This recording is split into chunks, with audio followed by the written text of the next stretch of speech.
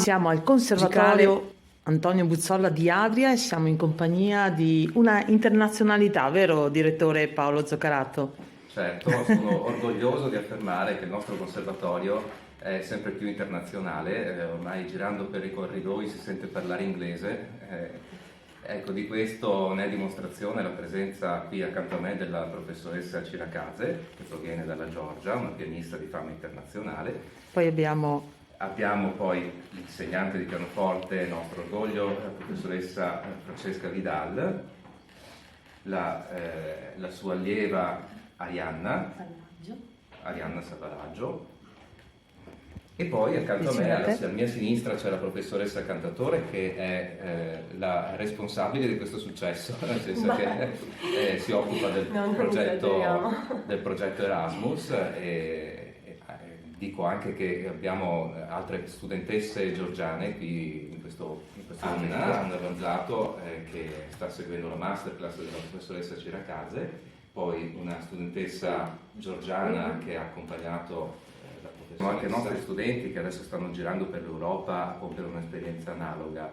Ecco, quindi questo ci qualifica molto. Sì, come internazionalità, ma non solo, anche nella qualità, direttore. Da quello che ho potuto apprezzare prima, la docente faceva i complimenti alla docente del conservatorio e alla bimba, insomma. Diciamo che è una grande, visto come suona, no? Certo, perché adesso la professoressa sta svolgendo una masterclass, cioè sta dando ai nostri allievi di pianoforte delle lezioni di alto perfezionamento.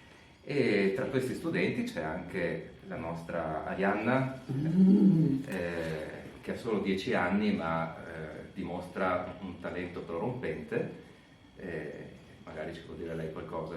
Cos'è che ti dà tanta gioia nel suonare? Esprimere le emozioni. Io sono un suonato. Meno parlato. La professoressa Chirakaze resterà qui per diversi giorni, quindi avrà l'opportunità di dare molte lezioni ai nostri studenti, e tutto culminerà con un concerto mercoledì prossimo, in cui ci sarà l'esibizione non solo della professoressa ma anche degli allievi, di alcuni allievi che hanno partecipato.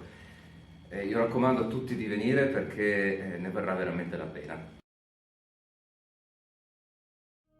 SD Auto informa della novità per il 2023, la revisione dei carrelli in sede. Si effettuano revisioni in sede dei rimorchi di massa complessiva non superiore ai 3.500 kg, 01 e 02, di carrelli per imbarcazioni, per moto, per auto, roulotte, trailer per il trasporto cavalli, carrelli tenda, carrelli trasporto animali e tutti i carrelli di massa complessiva non superiore ai 3.500 kg. Potete contattare SD Auto per qualsiasi informazione o chiarimento.